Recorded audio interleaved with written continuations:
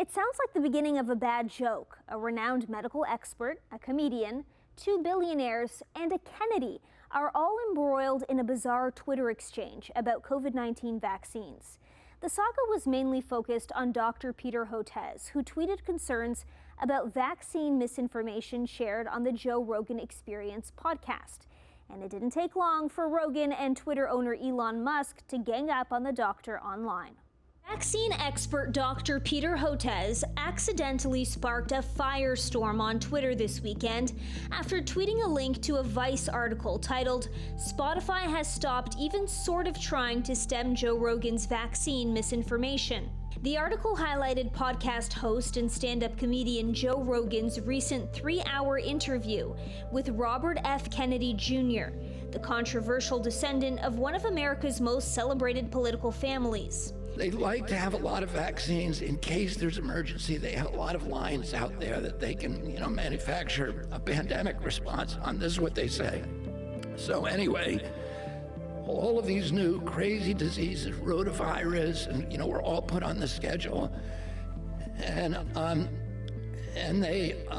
And then they started seeing all of this explosion in chronic disease. Kennedy is an outspoken anti-vaxxer and has recently launched what many are calling a long-shot 2024 presidential campaign. Rogan, clearly not taking kindly to the criticism of hosting Kennedy on his show, responded to Hotez's tweet with a challenge. "Peter, if you claim what RFK Jr. is saying is misinformation, I am offering you $100,000 to the charity of your choice if you're willing to debate him on my show with no time limit," wrote Rogan.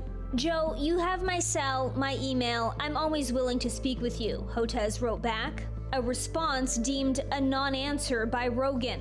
Cue Elon Musk. The Twitter owner chimed in too, tweeting, "Maybe Peter Hotez just hates charity," adding in another tweet, "He's afraid of public debate because he knows he's wrong." Enter Mark Cuban. The self-made billionaire also joined in on the Twitter beef, slamming Rogan for making harmful statements and propping up anti-vaccination rhetoric. "Way to talk in generalities, Joe," Cuban, who owns the pharmaceutical company Cost Plus Drugs, wrote in a tweet. "Not saying there aren't a lot of messed up things about pharma, but to ignore that the same industry has saved who knows how many lives is BS, and you know it." Cuban then slammed Rogan and Musk for contributing to the worsening climate on mainstream social media, despite their claims of being the opposite.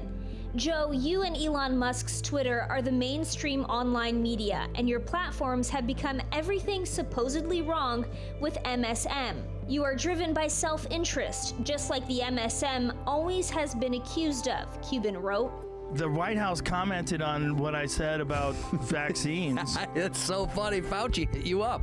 Well, he didn't hit me up necessarily. He disagreed with me. Rogan has routinely peddled what medical experts say is vaccine misinformation on his extremely popular podcast, including praising ivermectin, a drug doctors say is an ineffective faux COVID-19 treatment.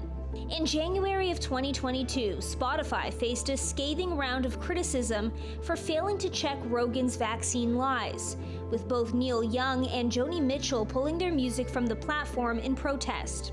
Rogan eventually semi-apologized on Instagram, stating, "I'm not trying to promote misinformation. I'm not trying to be controversial. I've never tried to do anything with this podcast other than to just talk to people." Though based on this latest drama, we're not too sure that's true. Joining us now to talk more about the dangerous spread of misinformation online is Heidi Julian, professor with the Department of Information Science at the University at Buffalo.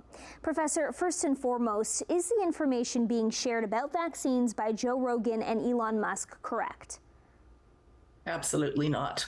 I think anybody in their right mind recognizes that that's absolutely false. So do you think Rogan and Musk know they're spreading misinformation? And if that's the case, how does doing so benefit them?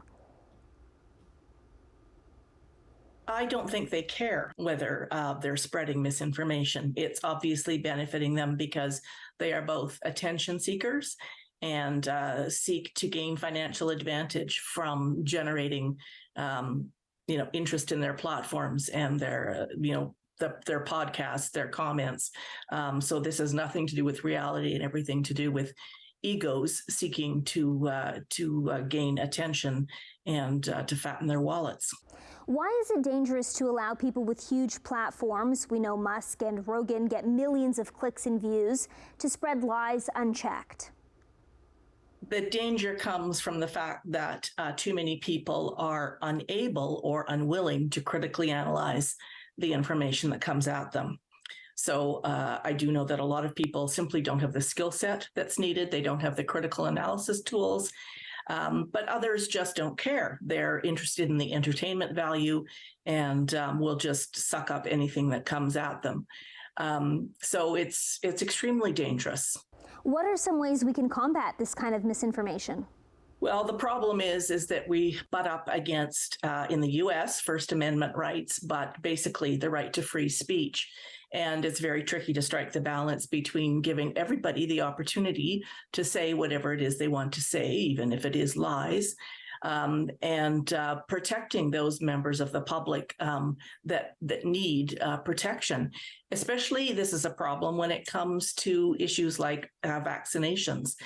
This is a significant public health issue, and people can become very sick and, of course, die when they don't get appropriate, accurate health information. And for anybody who might be concerned that something they're reading online is not true or may not have all the facts, do you have any suggestions for those people? Absolutely. The primary suggestion is to read laterally. In other words, to look at other sources of information on the same topic and to look deeply into what it is you're reading. Who's the author of that? Do they have any qualifications for making the statements that they make? For instance, I can talk endlessly about the breeding habits of right whales, but I am not a whale expert, and anything I have to say could be complete nonsense. So take a close look at who is sharing the information that you're reading. Look how old it is. Analyze who's published it. Does the publisher have some sort of vested interest in generating readership or likes or views? Those are very important questions to ask about any misinformation, but particularly about information relating to important life and death kinds of questions, like vaccinations.